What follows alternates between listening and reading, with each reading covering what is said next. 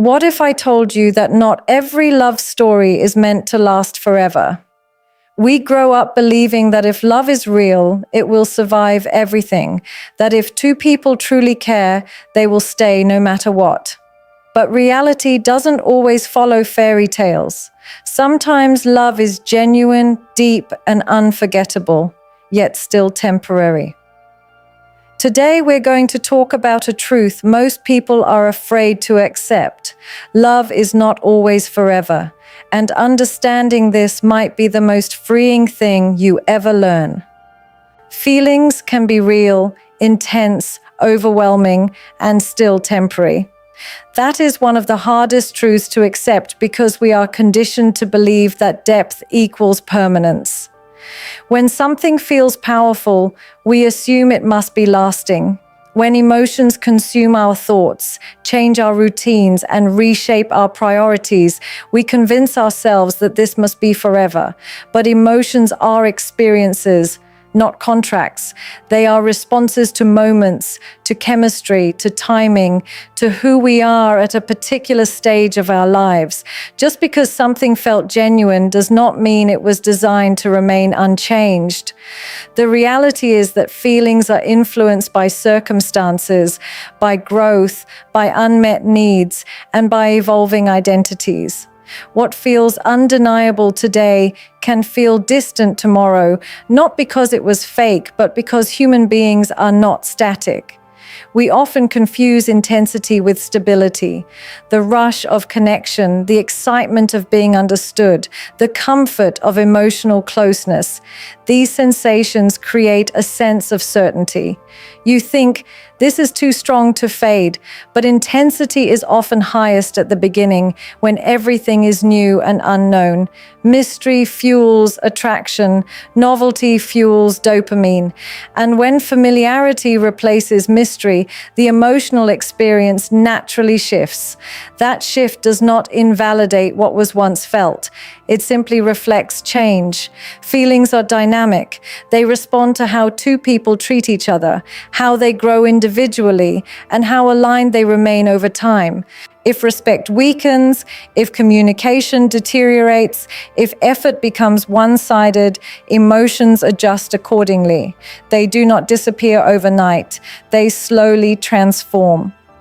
Another uncomfortable truth is that sometimes feelings are real for the version of someone you believed existed. You fall in love with potential, with promises, with how someone makes you feel in a specific environment. But as reality unfolds, you begin to see inconsistencies, incompatibilities, or emotional limitations. The feeling was authentic, but it was built on a limited perception. When perception changes, emotion recalibrates. This does not mean you were foolish. It means you responded honestly to what you understood at the time. Human connection is deeply influenced by context, and when context changes, so do emotional responses. People also underestimate how much personal growth impacts feelings. When you heal, your standards shift. When you mature, your priorities evolve. What once excited you may no longer fulfill you. The person who once felt irreplaceable may no longer align with the future you are building. Your emotions are connected to your identity, and identity is constantly developing. As you become more self-aware, your tolerance changes. You may begin to crave peace over passion, consistency over intensity, emotional safety over drama. The feelings that once thrived in chaos may struggle to survive in clarity. And that transition can feel confusing because the past emotions were never pretend. Sometimes feelings fade not because love was absent, but because emotional capacity was limited. Two people can care deeply, yet lack the skills to sustain connection. Unresolved trauma, fear of vulnerability, ego battles, or poor communication slowly erode what once felt powerful. The emotions were real, but they were not supported by emotional maturity. Without stability, even the strongest feelings exhaust themselves.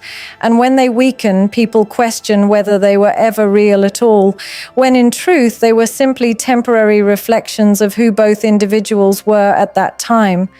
Love does not guarantee compatibility, and this is where many relationships begin to fracture. We are raised to believe that if two people love each other deeply enough, everything else will fall into place. That love will automatically fix misunderstandings, erase differences, and bridge every gap. But love is an emotion, while compatibility is structure. Love is how you feel about someone. Compatibility is how you function together in reality. You can adore someone's personality, feel drawn to their energy, and still struggle to build a stable life with them. Attraction can be effortless, but alignment requires shared values, similar long-term goals, emotional maturity, and mutual respect.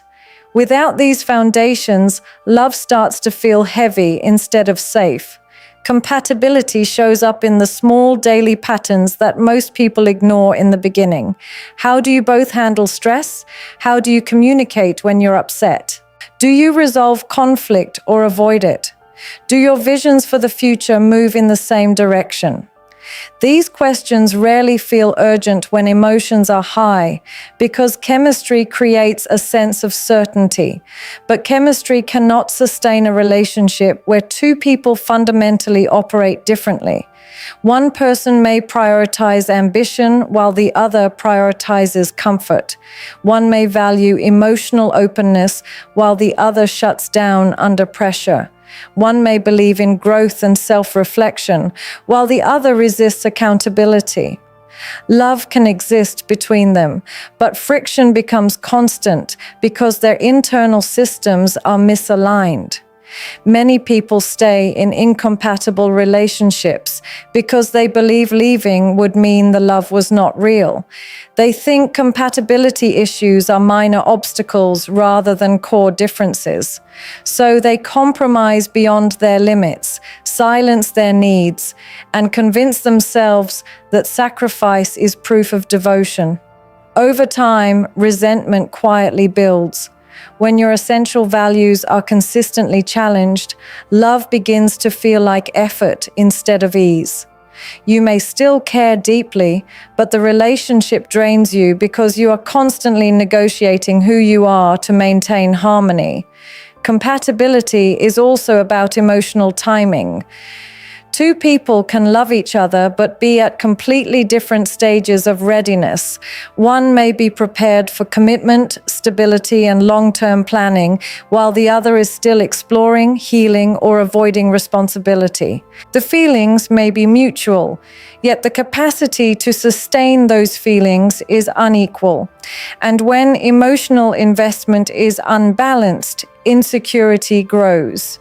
Love alone cannot create maturity where it does not exist. It cannot force someone to evolve before they are willing. There is also the reality of lifestyle compatibility. Daily habits, financial attitudes, social preferences, family dynamics, and personal boundaries all shape how two lives merge. These practical aspects may seem unromantic, but they determine whether love can thrive or slowly suffocate. When lifestyles clash repeatedly, the relationship becomes a series of negotiations rather than a partnership.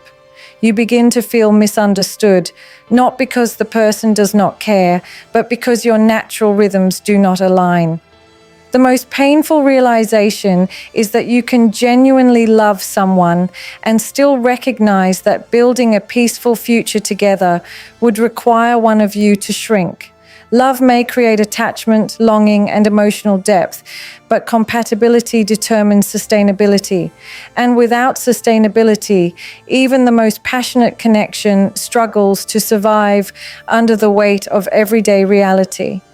Attachment is often confused with destiny because both feel intense, consuming, and deeply personal. When someone becomes part of your daily life, your emotional routine, and your sense of comfort, it starts to feel bigger than coincidence. You wake up thinking about them, you measure your decisions around them, and slowly your identity begins to intertwine with their presence. That emotional dependency can create the illusion that this connection must be fate. After all, how could something that feels so strong not be meant to last? But attachment is about familiarity and emotional habit, not necessarily divine alignment or long-term compatibility. It is the comfort of knowing someone will respond to your message, the reassurance of their voice, the predictability of their attention. And predictability can feel like permanence. Attachment develops quietly. It forms through repetition, shared routines, inside jokes, consistent communication, emotional reliance during vulnerable moments. The brain begins to associate that person with safety and reward. Over time, their presence regulates your mood. When they are close, you feel calm. When they withdraw, you feel anxious. This emotional dependency is powerful, but it does not automatically mean the relationship is healthy or destined. It simply means your nervous system has adapted to their presence. You are not necessarily in love with who they are. You may be attached to how they make you feel, and there is a significant difference between loving someone's character and relying on their validation. People often interpret the pain of separation as proof that the connection was meant to be. The logic sounds convincing. If it hurts this much, it must be destiny. But pain is not evidence of fate. It is evidence of attachment being disrupted. When something becomes part of your emotional structure, losing it creates withdrawal. The mind resists change even when the change is necessary. You miss the familiarity, the routine, the comfort, and in that longing, you romanticize the relationship. You begin to ignore incompatibilities, red flags, or emotional neglect because your attachment feels stronger than logic. The intensity of your craving convinces you that walking away would mean walking away from your future. Attachment can also be rooted in unresolved wounds. If someone fills a void you have carried for years, the need for validation, protection, reassurance, you may cling to them not because they are your destiny, but because they temporarily soothe your insecurities. In these cases, the connection feels irreplaceable because it is tied to your deepest fears. You fear being alone, unchosen, or unseen, so you interpret the relationship as fate, when in reality it is a reflection of unhealed parts of yourself seeking comfort. Destiny suggests alignment, growth, and mutual elevation. Attachment, however, can exist even in dysfunction. You can be deeply attached to someone who limits your growth, disrespects your boundaries, or cannot meet your emotional needs. The attachment keeps you hoping, waiting, tolerating. It convinces you that endurance will eventually transform the relationship into what you imagined. But destiny does not require you to abandon yourself to maintain it.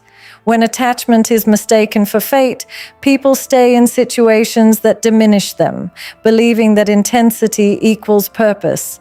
People grow whether they intend to or not. Life forces evolution through experiences, challenges, exposure, pain, ambition, and self-reflection. No one remains the exact same person they were 5 years ago, sometimes not even 1 year ago. Growth reshapes perspectives, priorities, emotional needs, and long-term goals. In relationships, this constant evolution can either deepen connection or slowly create distance. Two people may begin their journey aligned in values, dreams, and emotional capacity, but as time passes, their individual paths may shift in different directions. Growth is natural, but it is not always synchronized. At the beginning of a relationship, compatibility often reflects who both individuals are at that specific stage of life. You connect over similar struggles, shared ambitions, comparable levels of maturity, or even mutual confusion. There is comfort in similarity, but as one person begins to heal unresolved wounds, pursue new goals, or expand their worldview, their internal standards begin to change. What once felt acceptable may no longer feel fulfilling. What once felt exciting may begin to feel limiting. If the other person grows in a different direction, or resist growth altogether, the gap between them gradually widens. Growth can be subtle at first. One partner may start valuing peace over chaos, accountability over excuses, depth over surface-level communication. Meanwhile, the other may remain comfortable in old patterns, avoiding self-reflection or responsibility.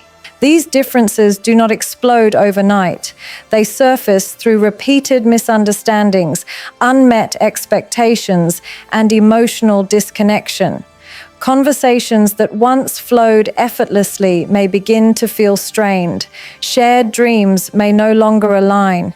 You start realizing that the future you are building does not look the same as the one they envision.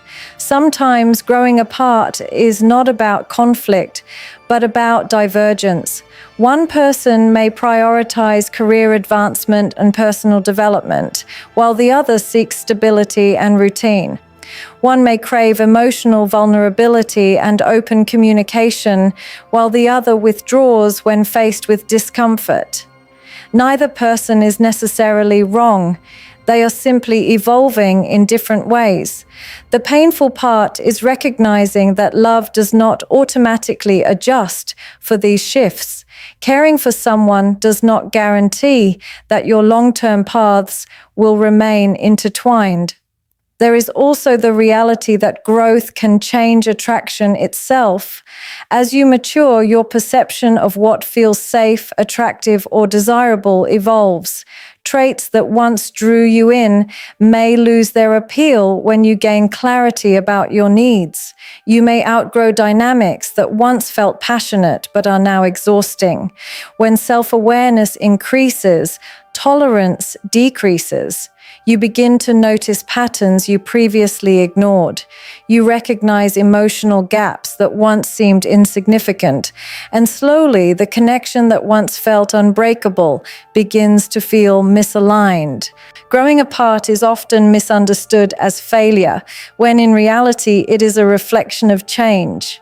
It can happen even in relationships where there is no betrayal, no dramatic conflict, no lack of love. It happens because two individuals are on separate journeys of becoming, and sometimes the versions of themselves they are becoming no longer fit together in the way they once did. Staying is often romanticized as strength. We are taught that endurance proves love, that loyalty means never giving up, that walking away is a sign of weakness or failure. Society praises the person who fights for the relationship, who tolerates hardship, who sacrifices endlessly to make things work. But staying is not automatically courageous. Sometimes staying is fear disguised as commitment, fear of being alone, fear of starting over, fear of accepting that something meaningful has reached its limit. True strength is not measured by how long you remain in a situation, but by how honestly you assess whether that situation is healthy for you. It takes a certain kind of bravery to admit that love is no longer enough. When you stay in a relationship that consistently drains you, disrespects your boundaries, or suppresses your growth, you are not proving resilience. You are postponing reality. Endurance without alignment becomes self-abandonment. Many people stay because they remember the beginning. They stay attached to potential, to memories, to promises made during better times. They convince themselves that if they just try harder, communicate better, love deeper, things will return to what they once were. But strength is not forcing something to survive beyond its natural capacity. Leaving requires confronting discomfort directly. It requires accepting uncertainty over familiarity. Even if the relationship is unhealthy, it is still known, and the known feels safer than the unknown. When you leave, you choose temporary pain over prolonged suffering. You choose clarity over confusion. That decision demands emotional maturity because it means prioritizing long-term peace over short-term comfort. Many people can tolerate unhappiness for years simply to avoid the fear of change.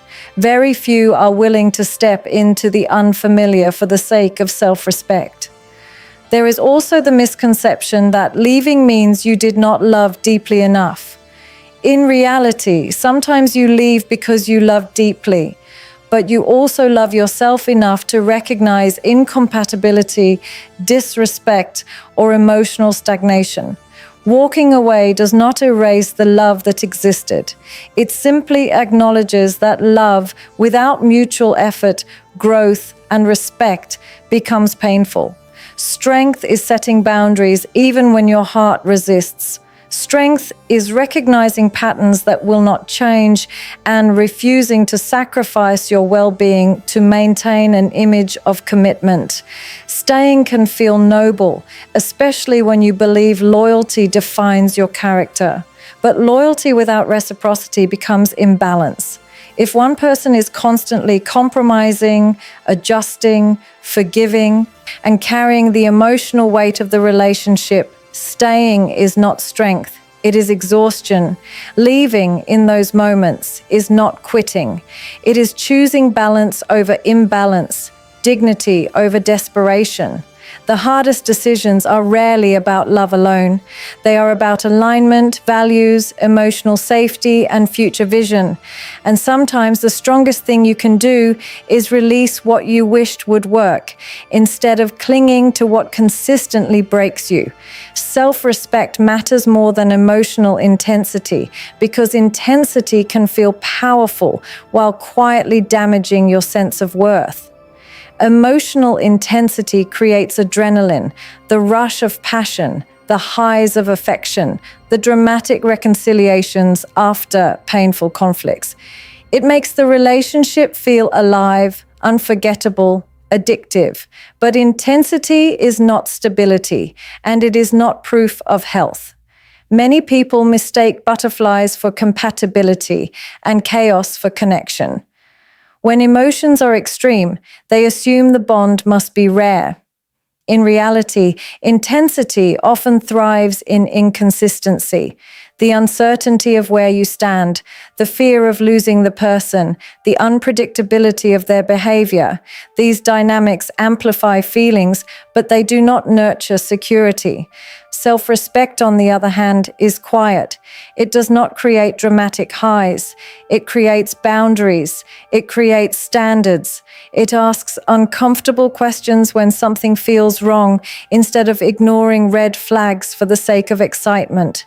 When you prioritize self-respect, you stop tolerating behavior that diminishes you, even if the chemistry is undeniable.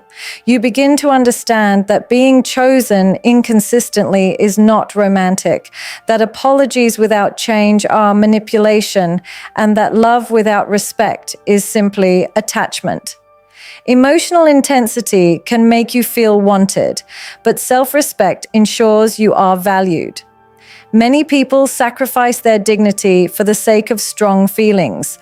They accept late replies, broken promises, emotional unavailability, and repeated disappointment because the moments of affection feel intoxicating. They tell themselves that the connection is special, that no one else has ever made them feel this way. But if the relationship constantly triggers anxiety, insecurity, or self-doubt, intensity is not a gift. It is a warning. Self-respect means refusing to participate in dynamics that make you question your worth. It means walking away from situations where you are loved conditionally or conveniently. Intensity often keeps people trapped because it creates emotional dependency. The cycle of pain and pleasure strengthens attachment. The more unpredictable the relationship, the stronger the craving becomes. But self-respect breaks that cycle. It reminds you that peace is more important than passion, that consistency is more attractive than chaos, that being emotionally safe is more valuable than being emotionally stimulated. When you respect yourself, you no longer confuse obsession with love or longing with destiny. There is also a deeper truth. Emotional intensity can exist even in toxic relationships. Two people can feel deeply connected and still harm each other. They can fight passionately, reconcile passionately, and repeat the pattern endlessly. Without self-respect, intensity becomes justification. You start believing that the pain is worth it because the highs are so strong, but real love does not require you to abandon your standards to maintain it. When you prioritize self-respect, your choices change. You no longer chase validation. You no longer beg for clarity. You no longer accept partial effort. The relationship may feel calmer, less dramatic, less intoxicating, but it feels secure. And security does not compete with intensity. It replaces the need for it. Love is one of the most powerful experiences a human being can have, but power does not always mean permanence. We romanticize forever because it feels safe, because it gives meaning to our vulnerability, because it reassures us that the risks we take with our hearts will be rewarded with stability. But the truth is more complex. Feelings can be real and still fade. Love can exist without compatibility. Attachment can feel like destiny. Two people can grow beautifully, just not in the same direction. Staying can look loyal while slowly destroying your self-respect. And intensity can feel magical while quietly replacing peace with anxiety. The lesson is not to become cynical about love. The lesson is to become wiser within it. Not every relationship is meant to last a lifetime. Some are meant to teach you. Some are meant to awaken you. Some are meant to show you what you will never tolerate again. When you stop measuring love by its duration and start measuring it by its depth, growth, and alignment, you free yourself from the illusion that every ending is a failure.